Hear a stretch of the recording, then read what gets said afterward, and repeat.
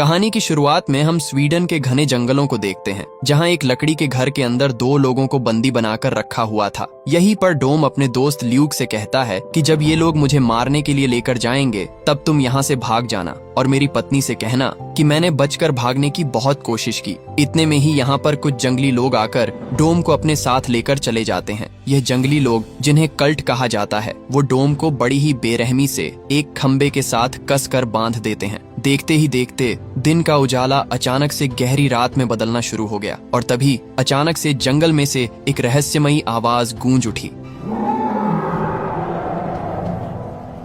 आवाज सुनते ही सभी लोग घुटनों के बल बैठकर अपना सर झुकाने लगे। इतने में ही पेड़ों के बीच से एक बहुत बड़ा जीव डोम की तरफ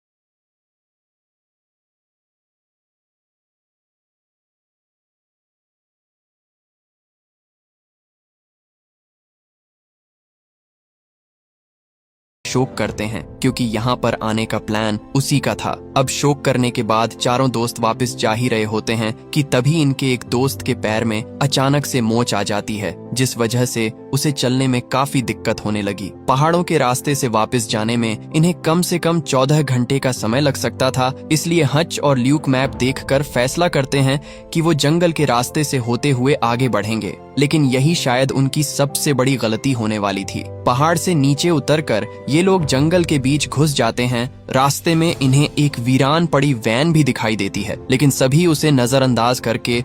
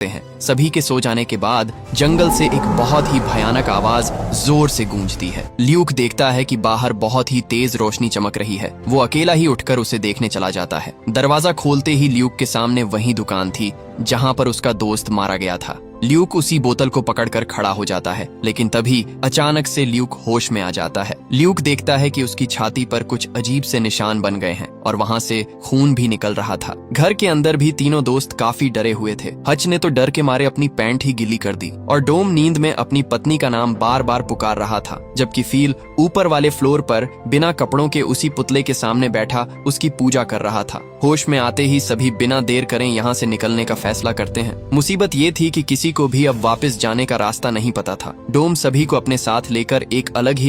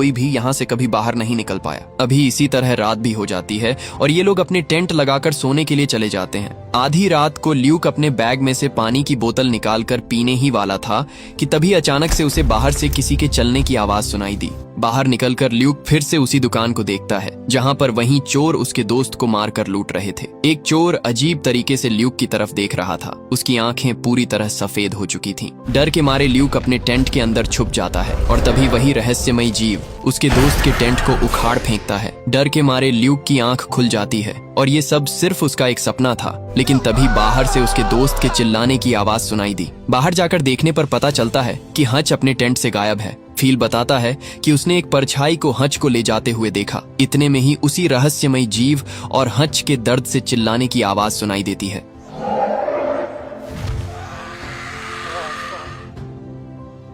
तीनों दोस्त हच को बचाने के लिए आवाज वाली दिशा की तरफ भागते हैं, लेकिन इसी बीच वो अपने कैंप से भी बहुत दूर आ गए और अंधेरे में रास्ता भटक जाने की वजह से अब वो कहीं पर नहीं जा सकते थे। इसीलिए सभी इसी जगह पर सुबह होने का इंतजार करने लगे। जल्द ही सुबह भी हो जाती है और तीनों वापस से कैंप की तरफ बढ़ने लगे। लेकिन तभी इन्हें रास्ते में हच की लाश एक पेड़ से लटकी हुई मिलती है। उसे भी बिल्कुल उसी बकरे की तरह पेड़ से लटका रखा था। अपने दोस्त का ये हाल देखकर तीनों दोस्तों की हालत खराब हो जाती है। ये लोग अपने दोस्त को इस हालत में नहीं छोड़ सकते थे, इसलिए वो हच की लाश को नीचे उतारकर वहां से कंपास और चाकू लेकर उसे लकड़ियों से ढक देते हैं और सभी अपना आगे का सफर जारी रखते हैं। कैंप के साथ अपना सारा सामान खो जाने की वजह से इन्हें बारिश का गंदा पानी पीना पड़ता है। इसी दौरान तीनों उसी रहस्यमयी जीव के पैरों के निशान देखते हैं और इस रास्ते पर जाने की गलती तो वो भूल कर भी नहीं कर सकते। अब जब ये तीनों एक पहाड़ी चढ़ रहे थे तभी हमें उस रहस्यमयी जीव की एक हल्की सी झलक दिखाई देती है। इतनी लंबी पहाड़ी चढ़ने के दौरान